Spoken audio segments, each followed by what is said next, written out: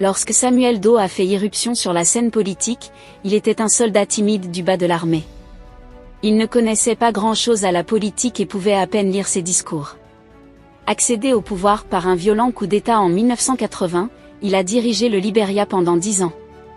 Lorsque la nouvelle constitution libérienne a fixé l'âge minimum de la présidence à 35 ans, Samuel Doe a simplement et publiquement changé sa date de naissance pour être éligible. Il a dirigé le pays jusqu'en septembre 1990, date à laquelle il a été destitué par un coup d'État meurtrier. Il a été tué de manière horrible et inhumaine.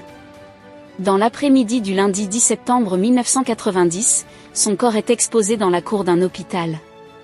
Sans oreilles, sans sexe, sans doigts et avec des jambes brisées, il y restera plusieurs jours. Depuis la fin de septembre, le corps a disparu jusqu'aujourd'hui. On ne sait pas s'il a été enterré. Alors qu'est-ce qu'il a vraiment fait pour mériter tout ceci? Nous vous invitons à suivre cette vidéo pour les détails. Samuel Doe a fait entrer dans son premier cabinet les progressistes et leur a confié des postes ministériels clés. Mais la lune de miel n'a pas duré. Très vite, tous ont été mis à la porte l'un après l'autre de flirter avec la révolution africaine comme Kadhafi en Libye ou Mengistu en Éthiopie. Toute la nation s'est déplacée pour féliciter et embrasser le premier fils de la terre accédé à la présidence.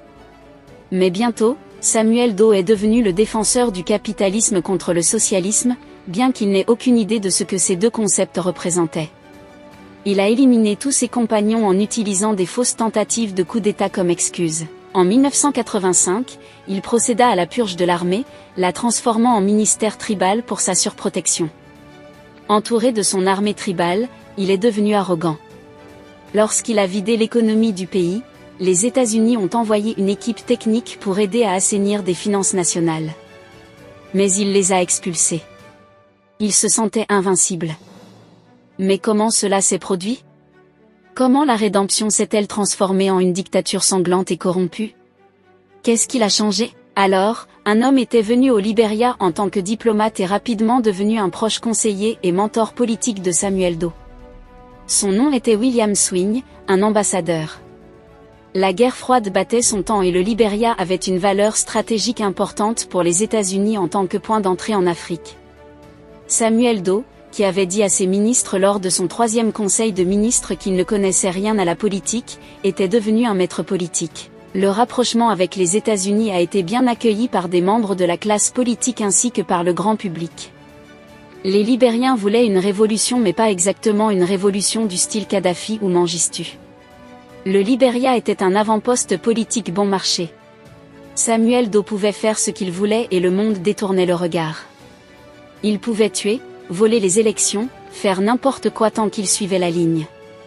Comment le timide et humble rédempteur national s'est transformé en un dictateur tribaliste et corrompu? C'est simple, il n'avait cessé de parler au peuple libérien. Il n'avait qu'un seul auditoire, un homme du nom de William Swing, qui représentait la nation la plus puissante du monde. L'ambassadeur est venu avec une mission, maintenir le Libéria dans l'orbite de l'Occident. En ces temps, l'Afrique était dominée par des dictateurs militaires, tous fidèles à un camp ou à un autre. Personne ne s'est soucié de la démocratie, des droits de l'homme ou de l'équité politique. Les élections ont été remportées à 99%, voire pas du tout. Ainsi, Samuel Doe se retrouva bientôt à la tête de ce qu'il considérait comme une force imbattable totalement dédiée à sa protection.